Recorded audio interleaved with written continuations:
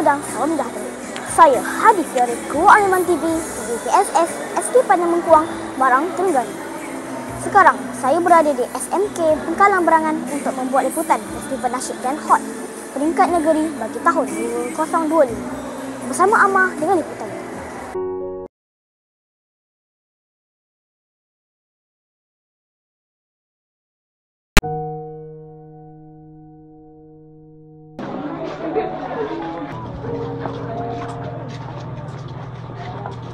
Sekarang saya bersama guru pengiring SK Kampung Hulu. Cikgu, apakah harapan cikgu untuk pertandingan kali ini? Baik, terima kasih. Saya Cikgu Syamsul daripada SK Kampung Hulu Setiu. Ada besar harapan kami untuk mendapat keputusan yang baik pada pertandingan kali ini. Untuk pengetahuan, ini adalah kali kedua kami berjaya melangkah ke peringkat negeri dan bagi saya ini adalah satu pencapaian yang paling baiklah setakat ini. Dan ustazah untuk pertandingan kali ini adalah murid nasyid dapat buat yang terbaik. Maksudnya paling terbaik.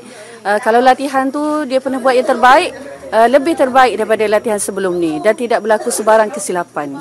Dan harapan yang lebih utama adalah murid-murid ni dapat menggunakan pengalaman yang ada ni di sekolah menengah akan datang, insya-Allah. Kita bisa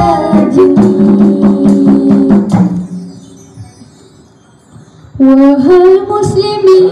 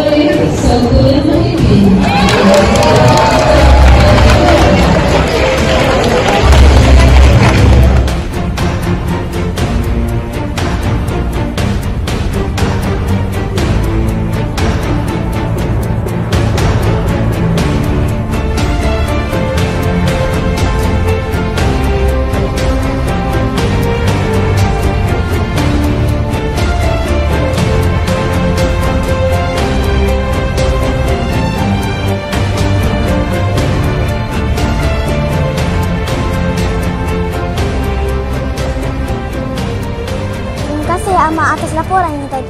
Tahniah kepada yang berjaya dan akan mewakili negeri Terengganu ke peringkat kebangsaan. Saya Hadif dari Kru Aliman TV, PSS SK Padang Mengkuang. Aliman TV, media transformasi pendidikan. Assalamualaikum dan jumpa lagi.